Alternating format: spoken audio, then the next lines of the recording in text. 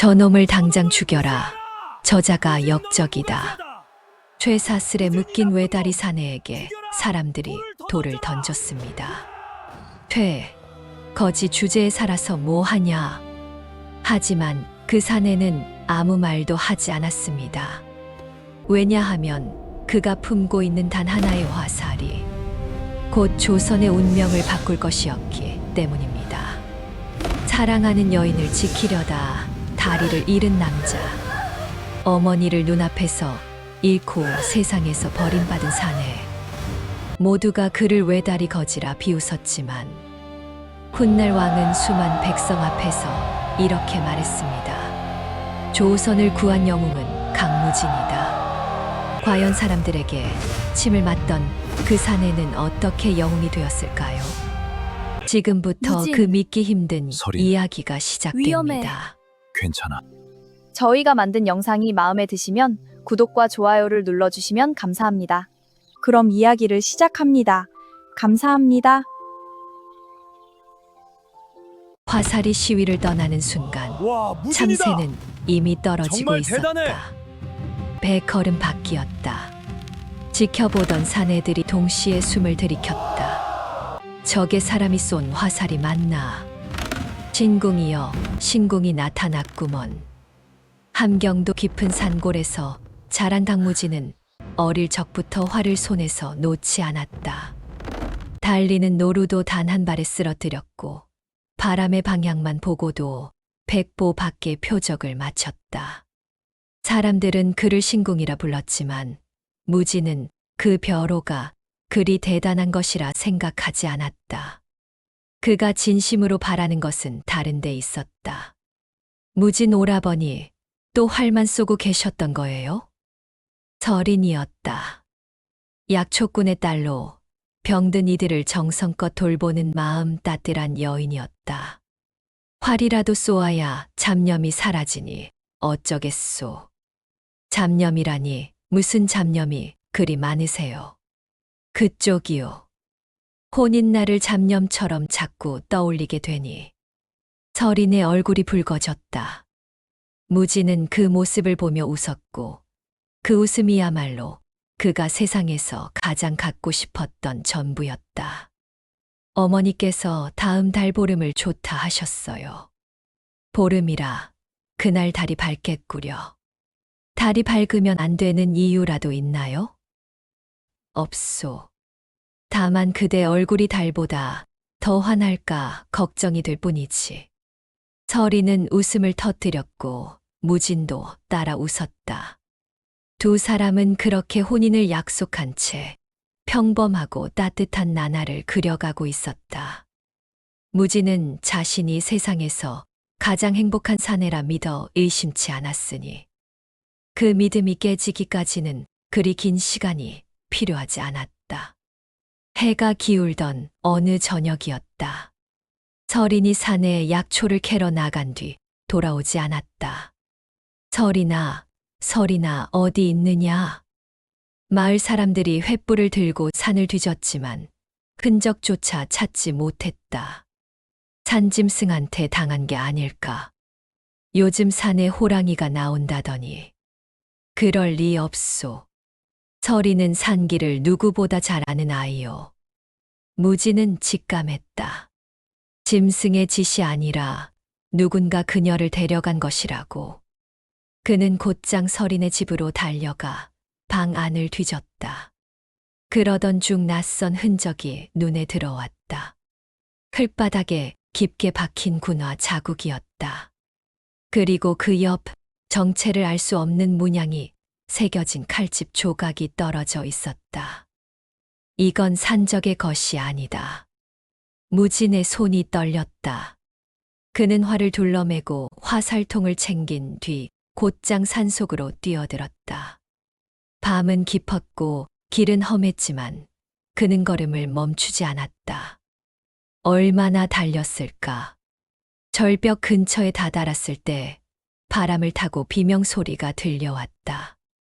서린의 목소리였다. 무진은 활시위를 당기며 절벽 위로 내달렸으니 그 끝에서 그를 기다리고 있는 것이 무엇인지는 아직 알지 못했다. 절벽 위에는 수십 명의 사내들이 횃불을 든 채 서 있었다. 서리는 두 손이 묶인 채 그 가운데 무릎을 꿇고 있었다. 이거 놓으세요. 저는 아무것도 모릅니다. 입 다물어라. 곧 알게 될 테니. 무지는 활시위를 당기며 어둠 속에서 걸어 나왔다. 그 손 놓아라.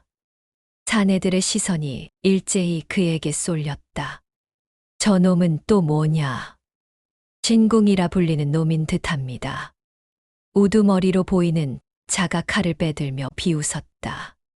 진궁이라 활 좀 쏜다고 우리를 막을 수 있을 것 같으냐? 내 놈들이 누군지는 모르겠다만 그 여인을 풀어주면 목숨은 살려주겠다. 풀어주라니 우습구나. 이 여인은 우리가 모셔가야 할 분이다. 무진의 눈빛이 흔들렸다. 모셔간다는 말이 무엇을 의미하는지 알 수 없었지만 그 말투에서 평범한 산적이 아니라는 것만은 분명했다. 화살이 시위를 떠났다. 선두에 섰던 사내가 그대로 쓰러졌다. 쏴라. 활을 쏘는 놈부터 죽여라. 무지는 몸을 낮추며 화살을 연이어 날렸다. 한 발, 두 발, 세 발이 어둠을 가르며 적들을 베어 넘겼다. 그러나 상대는 점점 늘어났고 그들의 칼끝은 무진을 향해 빠르게 좁혀들고 있었다. 오라버니, 조심하세요. 서린의 외침과 동시에 한 사내가 무진의 등 뒤로 칼을 휘둘렀다. 무진은 몸을 돌려 그 칼을 활로 막아냈다. 누가 보낸 것이냐? 말해라. 우리는 그저 명을 따를 뿐이다. 명이라니 누구의 명이냐? 사내는 답하지 않고 다시 칼을 휘둘렀다. 무진은 가까스로 피했지만 그 와중에 활이 부러지고 말았다. 더 이상 화살을 쏠 수 없게 된 그는 부러진 활대를 무기 삼아 맞서기 시작했다. 서리는 묶인 손으로 바닥에 떨어진 돌을 더듬으며 외쳤다. 이쪽이에요. 이쪽으로 던질게요. 돌멩이가 사내의 얼굴을 향해 날아갔고 그 틈에 무지는 서린의 줄을 끊어냈다. 뛰시오. 절벽 아래로. 오라버니는요? 내가 뒤따르겠소. 어서. 그러나 우두머리가 다시 칼을 들고 다가왔다. 무지는 서린을 등 뒤로 감춘 채 마지막 힘을 다해 막아섰다. 이 여인이 무엇을 알고 있기에 이리도 쫓는 것이냐. 내가 알 필요 없는 일이다. 내 여인이다. 내가 지켜야 할 사람이란 말이다. 그 말과 함께 무지는 부러진 활대로 사내의 칼을 받아쳤다. 하지만 곧 다른 사내의 칼끝이 그의 다리를 노리고 날아들었다. 서린이 비명을 질렀다. 오라버니. 무지는 서린을 힘껏 밀쳐냈고 그 순간 칼날이 그의 오른쪽 다리를 깊게 베고 지나갔다. 다리에서 뜨거운 통증이 솟구쳤다. 몸이 휘청였다. 발밑이 무너지는 느낌과 동시에 무진의 몸은 절벽 아래로 떨어지기 시작했다. 오라버니, 안 돼요. 서린의 절규가 어둠 속에 길게 울려 퍼졌다. 정신을 잃은 채 며칠을 떠돌았다. 산속을 지나던 노인이 핏자국을 따라가다 쓰러진 그를 발견했다. 이런, 아직 숨이 붙어 있구나. 노인은 무진을 등에 업고 자신의 오두막으로 향했다. 상처는 깊었고 오른쪽 다리는 이미 손을 쓸 수 없는 상태였다. 미안하구나. 이 다리는 내가 살릴 수 있는 것이 아니다. 며칠 뒤 무진이 눈을 떴을 때 그의 오른쪽 다리는 무릎 아래로 사라져 있었다. 내 다리가 어찌 된 것입니까? 썩어 들어가고 있었다. 살리려면 자르는 수밖에 없었다. 무진은 한동안 말을 잇지 못했다. 서리는 어찌 되었습니까? 그건 내가 알 길이 없구나. 너를 발견했을 때는 너뿐이었다. 가슴이 무너지는 것 같았다. 다리를 잃은 것보다도 서린의 생사를 알 수 없다는 사실이 그를 더욱 괴롭게 만들었다. 어찌하여 저를 구하신 겁니까? 차라리 그곳에 두셨더라면. 그런 말 하지 마라. 살아있는 것만으로도 이유가 있는 법이다. 이유라니요. 저는 지킬 것도 지킬 다리도 없는 사람입니다. 다리가 없어도 마음은 그대로 있지 않느냐. 그 마음이 시키는 대로 살면 될 일이다. 노인의 말에 무지는 아무 대답도 하지 못했다. 몸이 어느 정도 나으면 마을로 내려가 보아라. 거기서 소식을 들을 수 있을지도 모르니.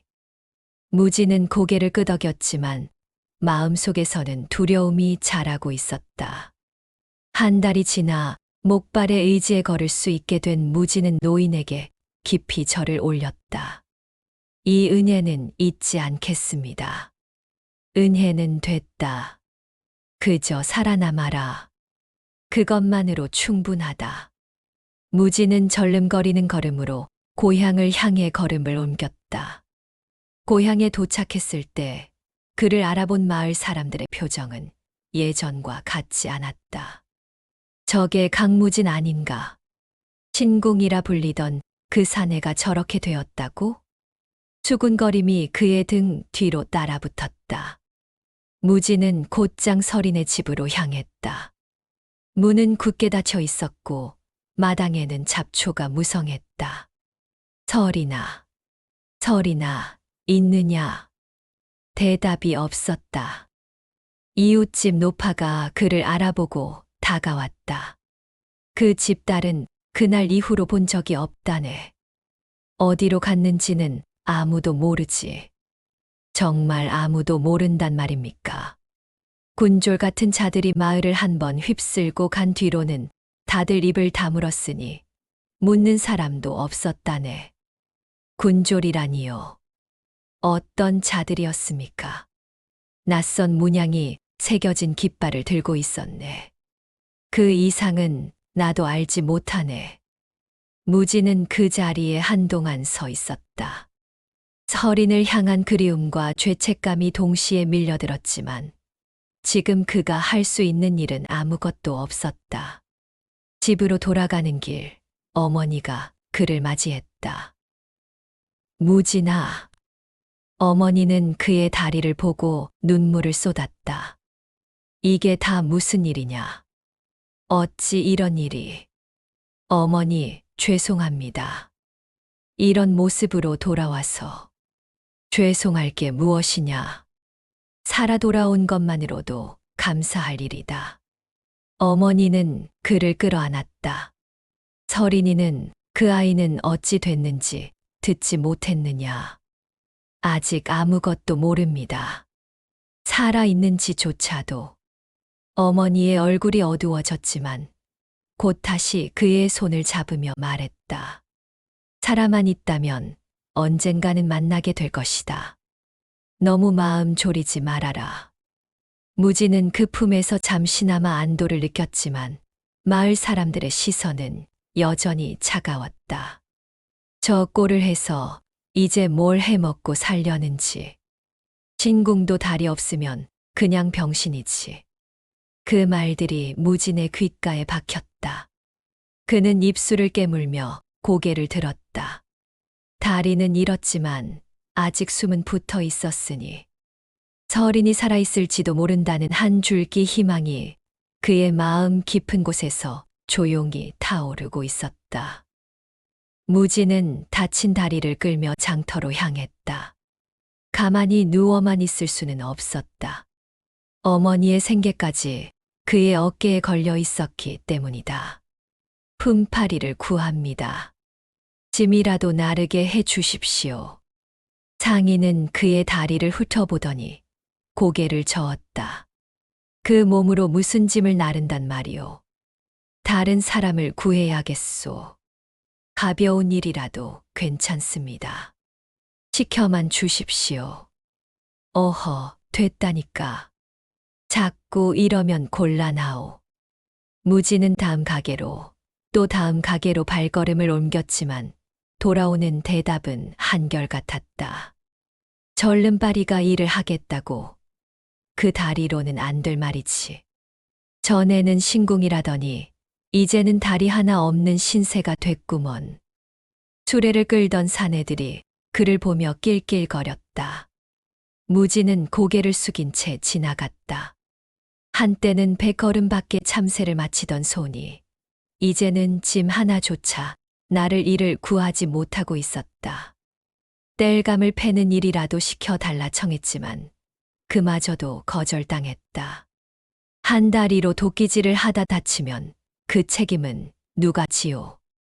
됐으니 가시오. 논의를 거들겠다 나섰던 곳에서도 마찬가지였다. 진흙탕에서 그 다리로 걸을 수나 있겠소. 괜한 인심 쓰다 나만 손해보지. 해가 저물 무렵 그는 마지막으로 어물전 앞에 섰다. 여기 일이 있다면 무엇이든 시켜 주십시오. 어물전 주인은 그를 한참 바라보다 혀를 찼다. 보아하니 사정이 딱한 것 같소만 일은 못할 테니 이거나 받으시오. 주인은 엽전 몇 잎을 무진의 발 앞에 던졌다. 구걸이나 하면서 사는 게 그 다리에는 맞을 것이오. 주변에 있던 사람들이 웃음을 터뜨렸다. 외다리 거지가 따로 있나. 저게 딱 그 짝이구먼. 한때는 신궁이라 칭송받던 사내가 저 모양이니 사람 팔자라는 게 참으로 알 수 없구먼. 무지는 그 자리에 가만히 서 있었다. 분노가 끓어올랐지만 그보다 더 깊은 곳에서 차오르는 것은 수치심이었다. 그는 천천히 허리를 굽혀 바닥에 떨어진 엽전을 주워들었다. 손바닥 위의 엽전이 그 어느 화살보다도 무겁게 느껴졌다. 집으로 돌아가는 길은 유난히 길었다. 어머니가 문 앞에서 그를 기다리고 있었다. 왔느냐? 일은 구했느냐? 무지는 잠시 말을 잇지 못하다가 손에 든 엽전을 내보였다. 이거라도 받아왔습니다. 어머니는 엽전을 보고는 곧 그것이 구걸로 받은 돈임을 알아챘다. 어머니의 눈에 눈물이 차올랐다. 무진아, 내가 어찌 이런 일을. 어머니, 괜찮습니다. 돈이 돈이지 무슨 차이가 있겠습니까? 내가 어떤 사람이었는지 내가 알고 있다. 내 손은 활을 잡던 손이다. 이제는 그 손으로 아무것도 할 수 없습니다. 어머니는 그의 손을 꼭 붙잡으며 말했다. 손이 아니라 마음이 너를 만드는 것이다. 그 마음만 잃지 않으면 된다. 마음만으로 살아갈 수 있는 세상이 아니지 않습니까? 마음을 잃으면 그땐 정말로 아무것도 남지 않는 법이다. 무지는 아무 대답도 하지 못한 채 방 안으로 들어갔다. 그날 밤 그는 잠을 이루지 못했다. 천장을 바라보며 지난 날을 떠올렸다. 100걸음 밖의 표적을 꿰뚫던 순간들, 서린과 나란히 걷던 산길, 그리고 절벽 위에서 들려온 그녀의 마지막 외침까지. 모든 것이 한순간에 사라져 버렸다. 그는 자신이 살아남은 것이 정말 다행인지 아니면 견뎌야 할 형벌인지 알 수 없었다. 창밖으로 바람이 스쳐 지나갔다. 신궁으로 칭송받던 청년은 어느새 외다리 거지가 되어 그 차가운 밤을 홀로 견뎌내고 있었다. 며칠째 낯선 사내들이 마을 어귀를 서성였다. 그들의 옷차림과 칼은 평범한 자들의 것이 아니었다. 이웃 사람들은 그 모습을 보고 수상히 여겼지만 누구도 함부로 다가가지 못했다. 저 사람들 군졸도 아닌데 어찌 칼을 차고 다니는가. 괜한 일에 휘말리지 않으려면 모른 척하는 게 상책이지. 그날 밤 사내들이 무진의 집 앞을 가로막았다. 강무진이 어디 있느냐? 문을 열고 나선 무진의 얼굴에 횃불빛이 어른거렸다. 내가 강무진이다. 무슨 일로 찾는 것이냐? 설인이 어디 있는지 말해라. 무진의 가슴이 철렁 내려앉았다. 나도 모른다. 그날 이후로 본 적이 없다. 거짓말 마라. 내가 그 여인을 빼내지 않았느냐? 정말로 모른다. 알았다면 내가 먼저 찾아 나섰을 것이다. 이 다리를 보고도 못 믿겠다는 것이냐? 나는 그날 절벽에서 떨어진 사람이다. 자네들은 서로 눈빛을 주고받더니 우두머리로 보이는 자가 칼을 빼들었다. 믿을 수 없다. 끝까지 입을 다물겠다면 다른 방법을 써야겠구나. 무슨 짓을 하려는 것이냐? 내가 말하기 전까지 내 주변 사람들이 편히 잠들지 못할 것이다. 내 어머니는 아무것도 모른다. 손대지 마라. 그 말과 함께 사내들은 등을 돌려 어둠 속으로 사라졌다. 무진은 불안한 마음을 떨치지 못한 채 밤을 지새웠다. 그리고 그날 새벽 일이 벌어졌다. 매캐한 냄새의 잠에서 깬 무진은 눈을 떴을 때 이미 방 안 가득 연기가 차오르고 있었다. 어머니, 어머니 일어나세요. 그가 어머니의 방으로 뛰어들었을 때 불길은 이미 지붕까지 번져 있었다. 무진아, 너는 먼저 나가거라. 제가 업고 나가겠습니다. 어서 손을 잡으세요. 어머니는 무진의 다리를 보며 고개를 저었다. 네, 다리로는 둘 다 빠져나올 수 없다. 어서 너부터 나가야 한다. 그런 말씀 하지 마십시오. 저는 어머니 없이 못 나갑니다. 내 말을 들어라. 너까지 잃으면 나는 정말로 견딜 수가 없다. 어머니는 마지막 힘을 다해 무진을 문 밖으로 밀어냈다. 살아야 한다, 무진아. 너만이라도 살아야 한다. 무진은 바닥에 나뒹굴며 밖으로 떨어져 나왔다. 뒤를 돌아본 순간 무너지는 기둥이 방 안을 덮쳤다. 어머니! 그는 다시 안으로 뛰어들려 했지만 불길이 이미 입구를 가로막고 있었다. 안 됩니다. 어머니, 제발. 이웃 사람들이 달려와 그를 붙잡았다. 이러다 자네까지 죽는다. 정신 차리게. 놓으십시오. 어머니가 안에 계십니다. 이미 늦었네. 자네라도 살아야 하지 않겠나. 그러나 그의 다리로는 더 이상 버틸 힘이 없었다. 무진은 그 자리에 무릎을 꿇은 채 불길에 휩싸인 집을 바라볼 수밖에 없었다. 타오르는 불빛 속에서 그는 자신이 지켜야 했던 모든 것을 또 한 번 잃어가고 있었다. 새벽이 밝아올 무렵 불은 다 타고 잿더미만 남았다. 무진은 그 잿더미 앞에 무너지듯 앉았다. 이웃 노파가 다가와 그의 어깨를 감싸 안았다. 이 일을 어찌 견디겠는가. 자네 어머니는 참으로 좋은 분이셨는데 제가 죽인 것입니다. 저 때문에 어머니가. 그런 말 하지 말게. 자네 잘못이 아니야. 무진은 아무 대답도 하지 못했다. 설인을 잃었던 그날처럼 가슴속 깊은 곳에서 무언가가 완전히 부서져 내리는 소리가 들렸다. 그는 하늘을 향해 아무 말도 하지 못한 채 그저 잿더미를 끌어안고 오랫동안 움직이지 않았다. 장례를 치르는 사흘 동안 무진은 거의 입을 열지 않았다. 이웃 사람들이 음식을 가져다 주었지만 그는 손도 대지 않은 채 어머니의 무덤가에서 시간을 보냈다. 이제 그만 일어나게. 자네 어머니도 자네가 이러는 걸 바라지 않을 것이네. 제가 일어나야 할 이유가 무엇입니까? 이유는 자네가 찾아야 할 일이지 우리가 만들어 줄 수 있는 것이 아니네. 노인은 그 말을 남기고 자리를 떠났다. 무지는 한동안 무덤가에 앉아 하늘을 올려다보았다. 구름이 흘러가는 모습조차 낯설게 느껴졌다. 집으로 돌아온 그는 잿더미가 된 집터를 정리하기 시작했다. 무너진 기둥과 그릇 조각들을 하나씩 치우던 중 구석에서 낡은 약첩 하나가 눈에 들어왔다. 불에 타다 만드 가장자리만 그을려 있었다. 무지는 떨리는 손으로 그것을 펼쳐보았다.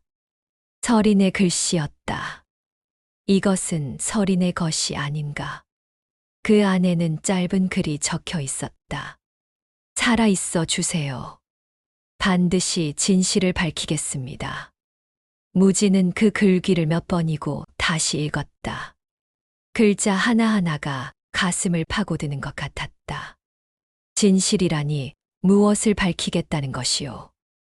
대답해 줄 사람은 아무도 없었지만 그는 그 짧은 문장 속에서 서린이 아직 살아있을지도 모른다는 희망을 보았다.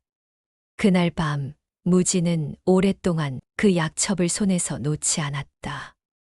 서린, 그대는 살아있는 것이오. 그렇다면 나는 무엇을 해야 하는 것이오. 방 안은 고요했지만 그의 마음 속에서는 오랫동안 잠들어 있던 무언가가 다시 움직이기 시작했다. 다음 날 아침 무지는 마을 어귀의 우물가로 향했다. 그곳에는 늙은 사냥꾼이 물을 깃고 있었다. 어르신, 여쭐 것이 있습니다. 무슨 일인가? 산속의 활을 다시 배울 수 있는 곳이 있습니까? 비록 다리는 이렇지만 무엇이든 다시 시작하고 싶습니다. 사냥꾼은 그를 한참 바라보다 입을 열었다. 그 다리로 활을 다시 잡겠다는 것인가? 예.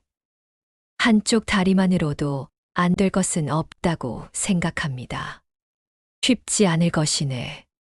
균형을 잡는 것부터 다시 배워야 할 테니. 쉬운 길이었다면 애초에 묻지 않았을 것입니다. 사냥꾼은 잠시 침묵하더니 고개를 끄덕였다. 북쪽 골짜기에 사람이 잘 찾지 않는 빈터가 있네. 그곳이라면 누구의 눈치도 보지 않고 연습할 수 있을 것이네. 감사합니다, 어르신. 감사는 됐네. 다만 한 가지만 묻고 싶군. 자네는 무엇을 위해 다시 활을 잡으려는 것인가? 무지는 잠시 망설이다 대답했다. 지키지 못한 사람들을 위해서입니다. 그리고 아직 끝나지 않은 약속을 위해서입니다. 사냥꾼은 더 이상 묻지 않고 물동이를 들고 자리를 떠났다. 그 뒷모습을 바라보던 무지는 잠시 생각에 잠겼다가 다시 발걸음을 옮겼다. 무지는 집으로 돌아가 부러진 활대를 다시 꺼내 들었다. 손에 익었던 감촉이 낯설게 느껴졌지만 그는 그것을 천천히 매만지며 다짐했다. 죽은 듯 살아가는 삶은 이제 끝내야 한다고. 그는 짐을 챙기기 시작했다. 약간의 곡식과 물, 그리고 서린이 남긴 약첩을 품속 깊이 간직한 채. 다음 날 새벽, 무지는 목발을 짚고 산길로 들어섰다. 마을 사람들의 시선도, 그를 향한 비웃음도 더 이상 그의 발걸음을 붙잡지 못했다. 그는 오직 한 가지 생각만을 품고 산속으로 걸음을 옮기고 있었다. 다시 활을 잡아야 한다는, 그리고 언젠가 서린을 다시 만나야 한다는 그 다짐뿐이었다. 북쪽 골짜기는 인적이 드물었다. 나무가 빽빽이 들어찬 비탈 사이로 바람이 거세게 불었다. 무지는 그 한가운데 자리를 잡고 활시위를 당겼다. 목발에 의지한 채 균형을 잡는 것조차 쉽지 않았다. 화살은 표적에서 한참 벗어나 나무 둥치에 박혔다. 이전과는 다르다. 다리 하나로는 중심을 잡을 수 없다. 그는 다시 자세를 고쳐 섰다.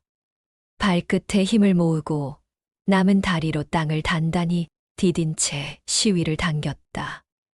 또 한 번 빗나갔다. 몸이 기억하는 자세는 이제 쓸모가 없다. 처음부터 다시 익혀야 한다. 며칠이 지나도록 화살은 좀처럼 표적을 마치지 못했다. 손바닥에는 물집이 잡혔고 남은 다리는 땅을 디딜 때마다 통증이 밀려왔다. 그러나 무지는 멈추지 않았다. 밤이 되면 그는 눈을 감은 채 화살을 쏘는 연습을 더했다. 눈으로 보지 못해도 소리로 들을 수 있다면 그것으로 충분하다. 바람 소리, 나무잎이 흔들리는 소리, 멀리서 들려오는 짐승의 발소리까지 그는 하나하나 귀에 새겼다. 비가 쏟아지는 날에도 그는 활을 놓지 않았다. 이런 날에도 활을 쏘다니 제정신이 아니구먼. 산을 지나던 약초꾼이 그를 보며 혀를 내둘렀지만 무지는 대답할 여유조차 없었다. 제정신이 아니어도 상관없습니다. 저는 다시 일어서야 할 이유가 있습니다. 대체 그 이유가 무엇이오? 기다리는 사람이 있습니다. 그 사람을 다시 만나기 위해서는 누구보다 강해져야 합니다.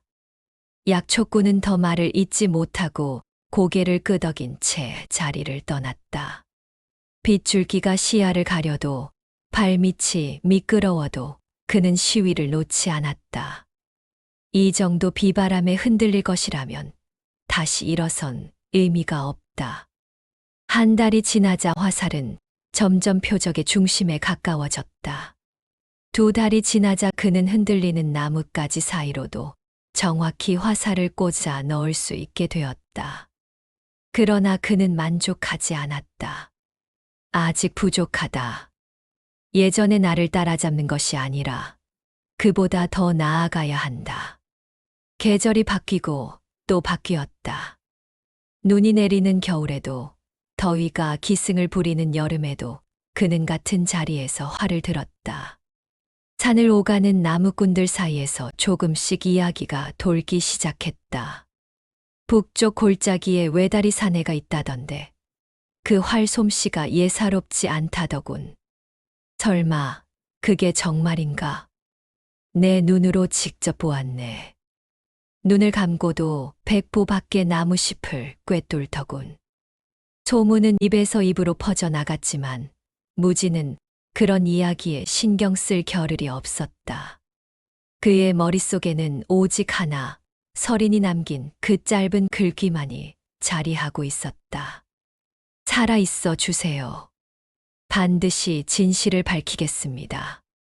그는 그 문장을 되새기며 매일 활을 들었다. 서린, 그대가 밝히려는 진실이 무엇이든 나는 그대를 다시 만날 수 있도록 준비하고 있소. 10년이라는 시간이 그렇게 흘러갔다. 무진의 머리에는 흰 머리카락이 섞여 들었지만 그의 활솜씨는 그 어느 때보다 날카로워져 있었다. 한쪽 다리로 절벽을 오르내리는 것도 더는 어려운 일이 아니었다. 사람들은 그를 두고 새로운 이름으로 부르기 시작했다. 외발신궁. 그 이름은 산 아래 마을을 넘어 조선 전역으로 조금씩 퍼져나가고 있었다. 무진 자신은 그 이름이 퍼지는 것을 알지 못했다. 그는 그저 매일 같은 자리에서 활시위를 당기며 언젠가 다가올 그날을 묵묵히 준비하고 있을 뿐이었다. 그 무렵 조선 전역에 무서운 역병이 번지고 있었다. 마을마다 곡소리가 끊이지 않았고 한양 도성 안에서도 환자가 속출했다. 급기야 왕세자마저 자리에서 일어나지 못하는 지경에 이르렀다. 궁궐 안은 발칵 뒤집혔다. 어이들이 손을 써도 효험이 없다 합니다. 이대로 두면 세자 저하의 목숨이 위태롭습니다. 대신들이 모여 머리를 맞댔지만 누구도 뚜렷한 해법을 내놓지 못했다. 그러던 중 한 관리가 조심스레 입을 열었다. 산속에 신비한 의원이 있다는 소문이 있습니다. 약초에 능통하여 역병조차 다스린다 들었습니다. 그 의원이 어디에 있는지는 아는가? 북쪽 산골이라 들었으나 정확한 거처는 알지 못합니다. 소문은 곧 무진이 머물던 골짜기 근처까지 흘러들었다. 산 너머에 역병을 고치는 의원이 있다던데 자네도 들었는가? 들었네. 환자를 보면 손도 대지 않고 척척 처방을 내린다더군. 무진은 그 이야기를 듣고 묘한 예감에 사로잡혔다. 의원이라 혹시. 그는 곧장 그 소문을 따라 산길을 나섰다.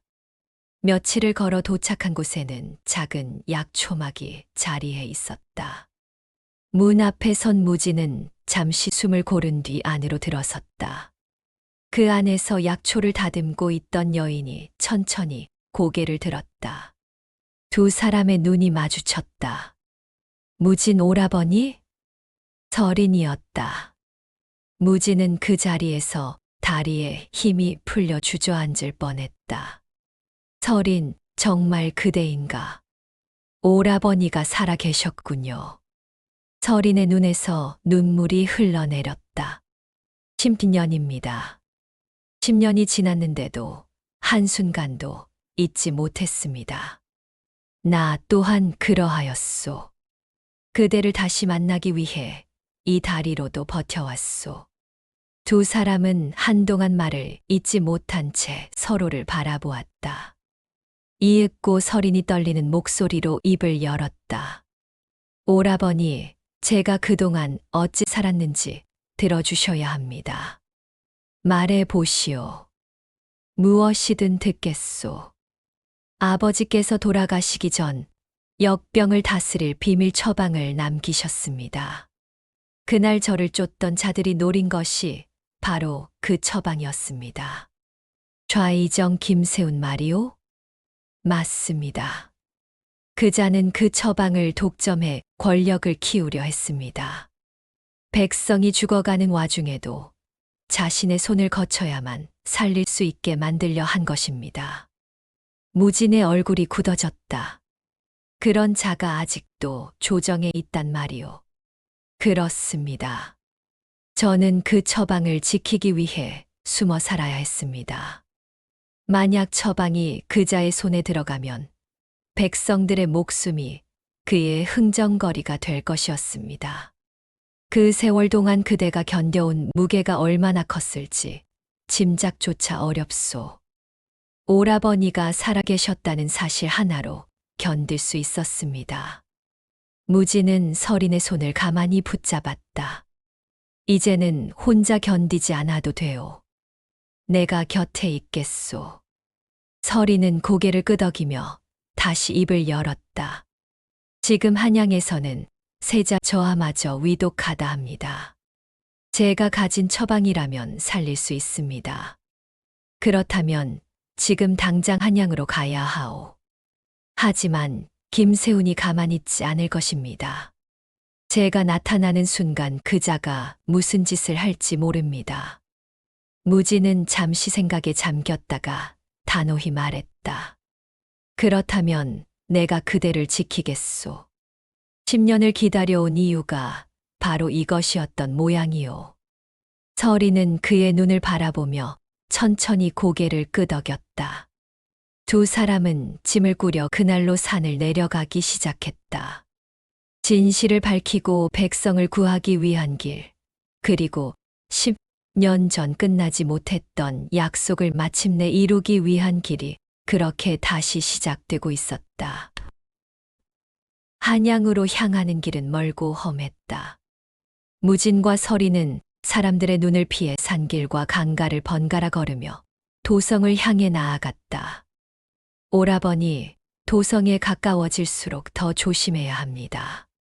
김세훈의 눈과 귀가 도성 곳곳에 깔려 있을 것입니다. 걱정 마시오.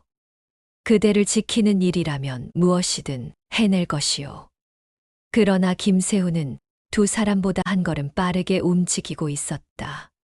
도성 어귀에 다다랐을 때 한 무리의 군사들이 두 사람을 가로막았다. 강무진은 오라를 받아라. 역적과 결탁한 죄가 무겁다. 역적이라니 무슨 근거로 그런 말을 하는 것이냐. 좌의정 대감의 명이다. 이유는 죄인이 알바 아니다. 서린이 다급히 나섰다. 이 사람은 죄가 없습니다.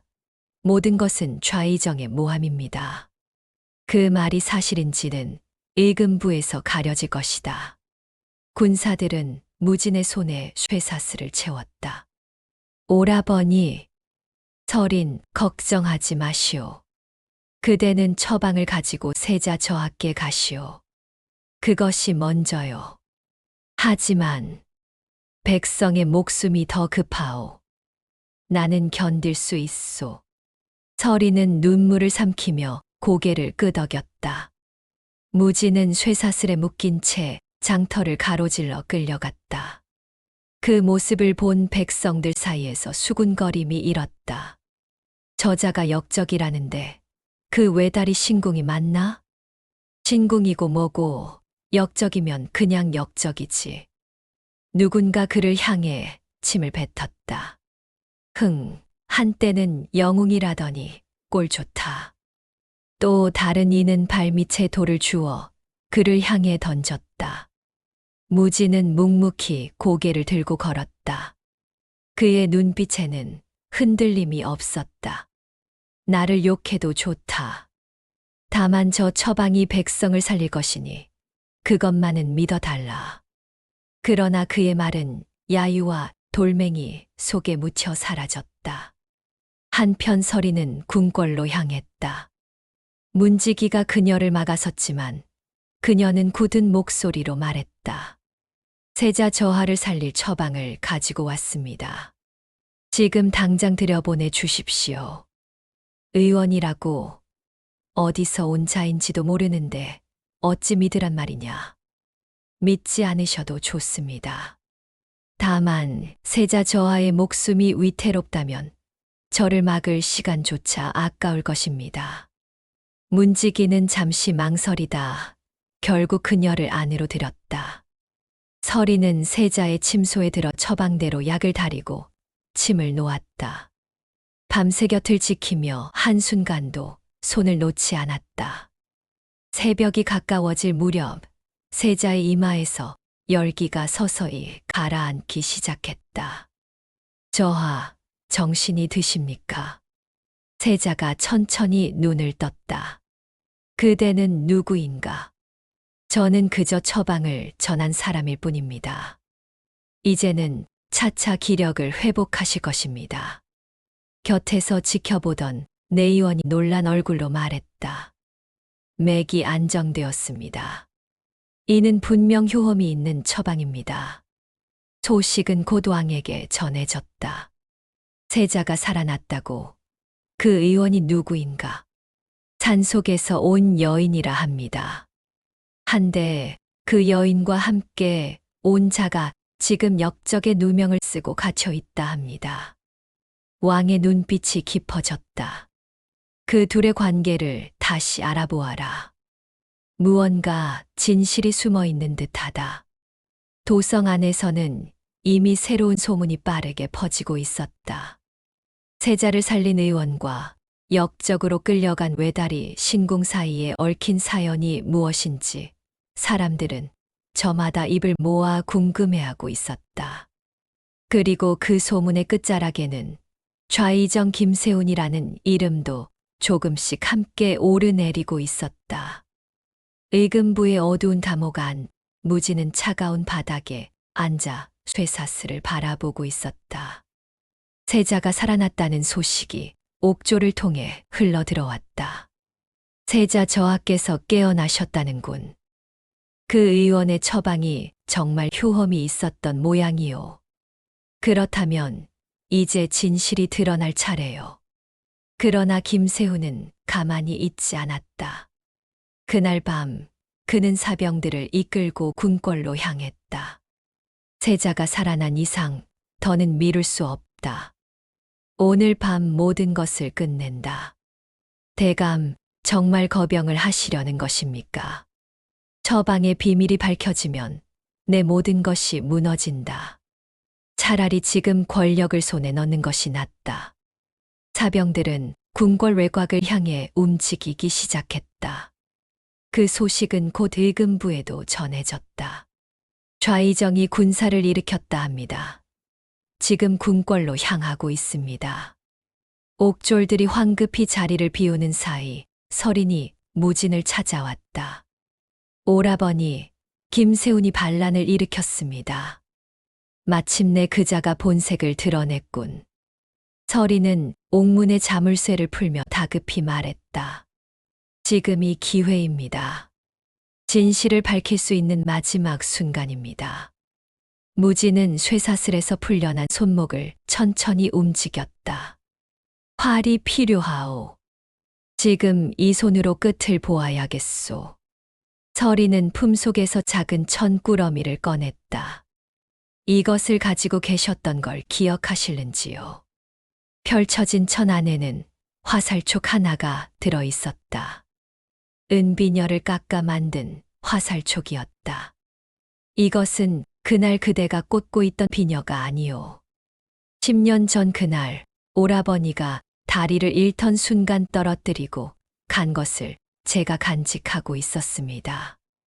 무진은 그 화살촉을 받아든 손이 떨려 옴을 느꼈다. 이것으로 모든 것을 끝내겠소.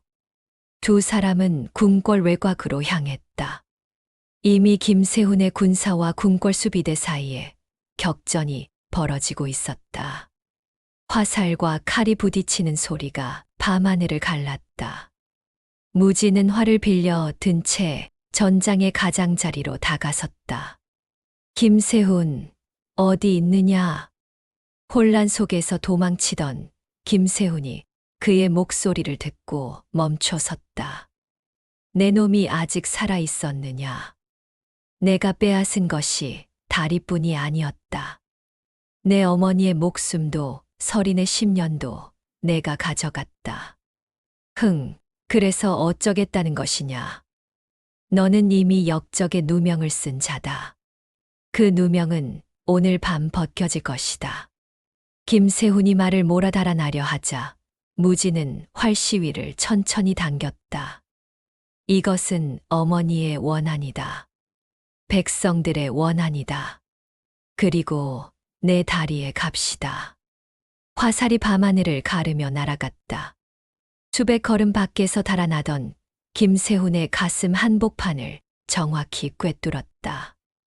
말에서 떨어진 그는 그대로 움직이지 않았다. 반란은 그렇게 끝이 났다.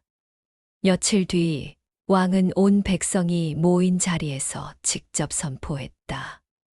역병으로부터 조선을 구한 이는 의원 서린이다. 그리고 조선을 구한 영웅은 강무진이다. 한때 그를 외다리 거지라 부르며 침을 뱉던 사람들이 모두 무릎을 꿇었다. 그러나 무진은 그들을 원망하지 않았다. 그는 조용히 서린의 손을 잡았다. 10년이 걸렸지만 결국 우리는 여기까지 왔소. 오라버니가 끝까지 살아남아 주셔서 저 또한 견딜 수 있었습니다. 두 사람은 서로를 바라보며 오랫동안 말을 잊지 못했다. 훗날 사람들은 그날의 이야기를 입에서 입으로 전했다.